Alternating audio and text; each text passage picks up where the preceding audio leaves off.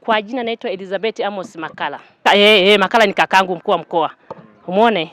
Hasa tulivyoambiwa kwamba ujirani kweli amefiwa na mtoto wake. Tukawa tunakuja kwenye msiba. Mlango umefungwa, geti limefungwa mpaka mgonge. Haya, ukiingia huko ndani nako mpaka mlango ugonge, uingie huko ndani. Unaone? Haya mtoto atakuwa aletwe juma ngapi? Jumanne. Ili aje azikwe Jumatano. Haya. Kesho hiyo Jumatano tumekuja kuzika, mama anasema mtoto huyu amefanyaje? Imani yangu imeniambia mtoto atazinduka. Umenielewa? Mtoto atazinduka na muombea. Umeona? Tunafanya maombi mpaka mtoto afanyaje? Azinduke, ajafa amelala.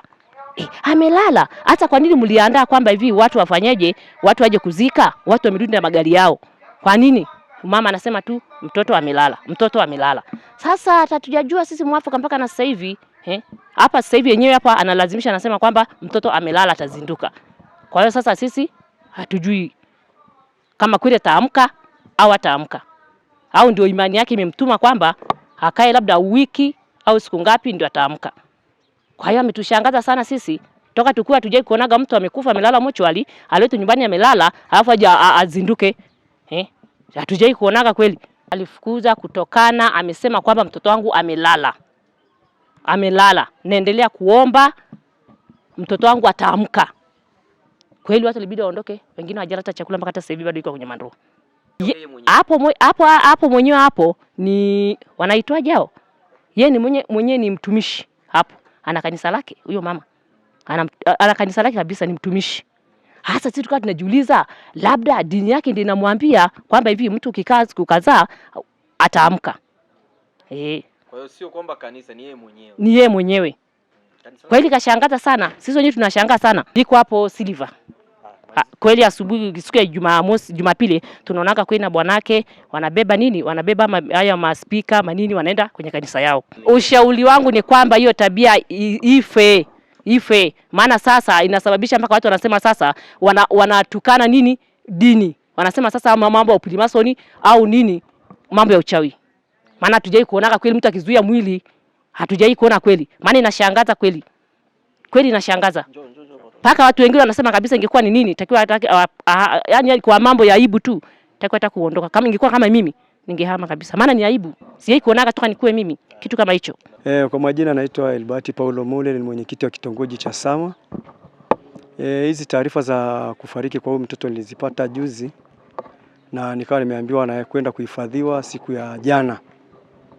Sasa mimi nimekaa najua jana mtoto amehifadhiwa Njiro. Sasa kwa hali sintofahamu nikashangaa leo napigiwa simu naambiwa ule mtoto hajahifadhiwa, bado yupo ndani, wanaendelea na huduma ya maombi wakiamini ya kwamba mtoto wao hajafa na atafufuka muda wowote. Sasa hili jambo likanishtua sana.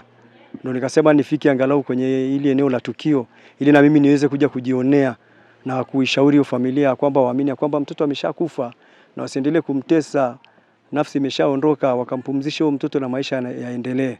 Mwitikio wao umekuaje baada ya kufika? Nadhani nimefika hapo, nimeongea nao pamoja na mchungaji wao ndio mkuta hapo. Wameridhia na wamekubali na wameridhika na wameamini kwamba mtoto ameshafariki na sasa hivi wanafanya maandalizi ya kwenda kumpumzisha mtoto huyu kwenye makaburi ya Njiro. Changamoto ni kwamba wanasema mama mzazi wa mtoto kwanza ukichukulia ni uzao wake wa kwanza. Kwa hiyo amekuwa ameathirika kisaikolojia akiamini kwamba huyu mtoto wake hajafa. Kwa hiyo kwa imani yake ile alikuwa anaamini bado mtoto wake hajafa na ataendelea na maombi na mfungo wa maombi ili mtoto wake aweze kufufuka. Yaani imani yake ni kwamba mtoto wake hakufa.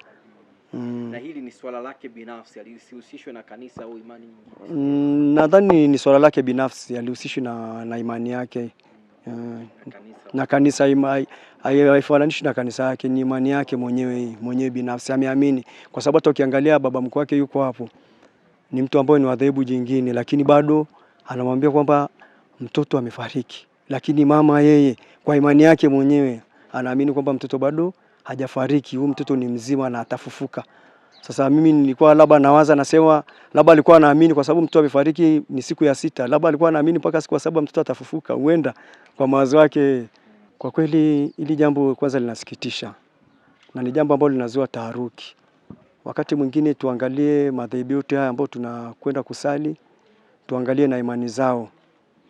tuamini ya kwamba mtu akishaondoka hapa ulimwenguni ameondoka na safari yake imekwisha.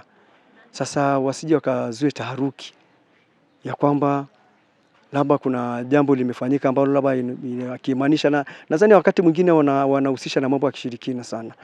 Na mimi hofu yangu kubwa ilikuwa naona, ila nakemea sana hili jambo. Mimi nakemea sana kwenye jamii, waamini jambo likishatokea ni limetokea, na wasiendelee kuacha kitu kama hichi kiendelee kuleta taharuki mtaani. Kwa kweli mimi siwezi jua kama ni mtumishi, ila mimi naamini kwamba labda ni mtu ambaye tu anasali kwenye kanisa yake. Unajua madhehebu yapo mengi na kila mtu anaamini dhehebu lake. Anaamini dhehebu lake, na ndio maana na mimi nimepata mashaka ya kwamba huenda alikuwa anasubiria siku ya 7. Labda anaamini kwa mfungo wake siku 7 mtoto wake anaweza akawa akafufuka kwa imani yake. Kwa hiyo nadhani ni imani yake, dhehebu lake labda ndio lilikuwa linampa nguvu ya kwamba mtoto hajafa na atafufuka labda baada ya siku 7.